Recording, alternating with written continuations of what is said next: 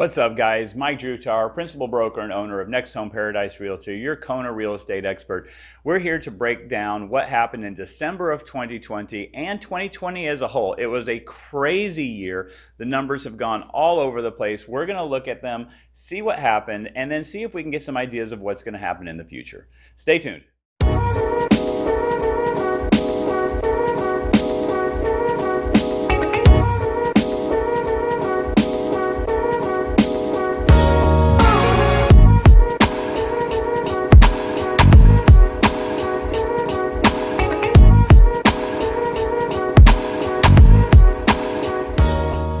Hey guys, thanks for joining in. First thing I need you to do is click that subscribe button. That does a lot. YouTube posts this out to everybody once I do that, and it really helps get this channel out there to more people. I feel good about doing it. That makes me make more content that you get to enjoy. And this is stuff I think is really going to be helpful to anybody that has an interest in the Hawaii real estate market. So first, let's look at December of 2020 and dive right into the data. The numbers are just totally out of control right now. The North Kona real estate market, the median price for residential property was $900,000. That's an increase of 20% over December of 2019. We had 72 houses sold in December. That's an increase of 95%.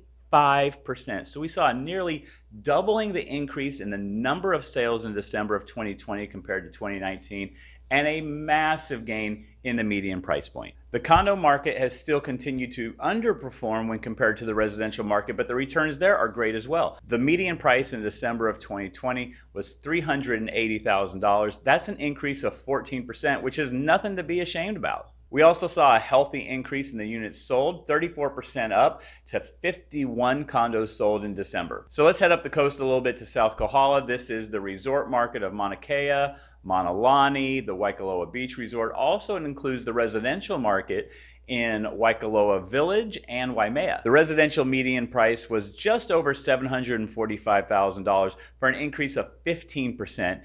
We had 34 units sold. That was also an increase, 36%. So we're seeing the market continue to move up there. On the condo side of things, we saw 38 sales. That was an increase of 81%, which is pretty solid.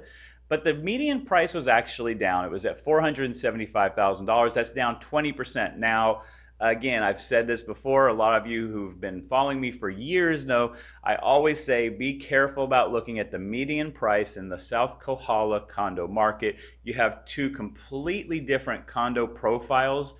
One is a resort condo that's very expensive, and one is a residential condo that's $250,000. And sometimes, just if the shift of units sold is a little bit more one way or another, you'll see wild swings in the prices. Usually you want to pay a little bit more attention to quarterly or annual data on those. Now let's take a quick look at the entire island as a whole. In December of 2020, the median price for any house east and west Hawaii was $485,000. That's an increase of 34% over December of 2019. We saw a lot of sales, 285 sales. That's an increase of 34% over 2019. On the condo side of things, we saw an increase in median price there, 12% up to $392,500, and we saw an increase in units sold, 30% increase up to 92 units sold in December of 2020 over 2019. For the year in North Kona, the residential median price finished out at $782,500. That's an increase of 20.4%. Now remember, the December numbers showed that the median price now is $900,000. So this number is way lower, and that kind of reflects how many other sales happened way below $900,000 at the start of the year, the first half of the year, and how much things have moved up since then. The median condo price in North Kona finished out at $370,000. That's an increase of 6.9%, which is still a really healthy market. We saw 608 houses sold. That's an increase of 9.6%. And we saw 400 condos sold. That's a big decrease of 14.5%. One important thing to know is that a lot of people are still not quite comfortable with the condo market, or at least haven't been for the majority of 2020. You can see in my other videos what I expect for 2021. I do think you're going going to see a lot of people find more value in condos now just because the residential price is so high. There are a couple other data points that I like to track on an annual basis, and number one is total volume sold. How much money was spent, pure dollars, on houses and condos in North Kona in the year 2020. We came out at $984.1 million, so just under $1 billion, which is an increase of 15.9% over 2019. So we're seeing a lot of money pouring into this market. A couple other small things I like to keep a tab on is what is the average days on market for a property. Right now on a residential side of things, believe it or not, it's 66 days, and on condos, it's at 69 days per listing before it finally sells. The other data point I really enjoy tracking is all cash sales. We had 382 all cash sales in North Kona of last year. That's 37.8% of the market. So that tells you there's a lot of money coming into this market, and the thing that makes it a lot different than the market we saw in 2005 through 2007 is that people are using their own money to make purchases now. They're not just borrowing it. Looking now at South Kohala, the residential median price for the year finished at $675,000. That's an increase of 12.7%, so very healthy there.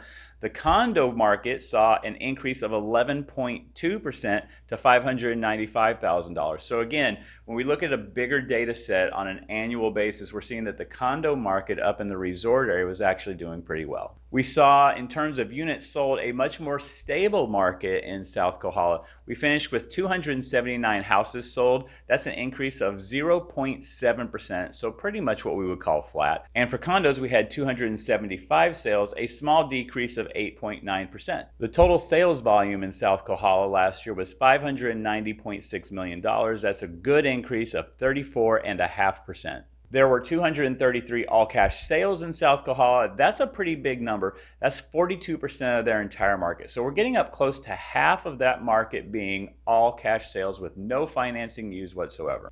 And then finally, let's look at the entire island as a whole. Residential median price, $410,000. That's up 8.2%. Condo median price, $395,000. That's actually up 9.1%. We had 2,652 houses sold. That's a 9% increase. 748 condos sold, a 13.3% decrease. Our total sales volume, $2.265 billion. So that tells you, when you add up what we had in North Kona and South Kohala, over 60% of this island's market is just from these two districts. The other 7 districts make up a lot less of our market. Island-wide, 37% of all transactions were cash sales. That's 1,259 transactions, 81 days on market for houses, 72 days on market for condos. Residential median sales price was 96.4% of the original list price, and for condos that was 97.3%. So looking forward to 2021, I'll give you a brief overview. I have a whole other video that you should check out on what to expect for 2021. But right now we've seen prices go up substantially. We have not seen an increase in inventory that we normally see in late December, early January yet. So the problem is that traditionally, this is when people tend to do more purchasing here in Hawaii. We tend to have more snowbirds. Now, the question will be, is that normal trend still going to be true now? We have so many sight unseen offers, many more than we ever used to have. Are the people who normally would come mid-January through spring break and purchase property, are they just going to be purchasing sight unseen now? Did they already make their purchases sight unseen, or are they still coming to purchase in person?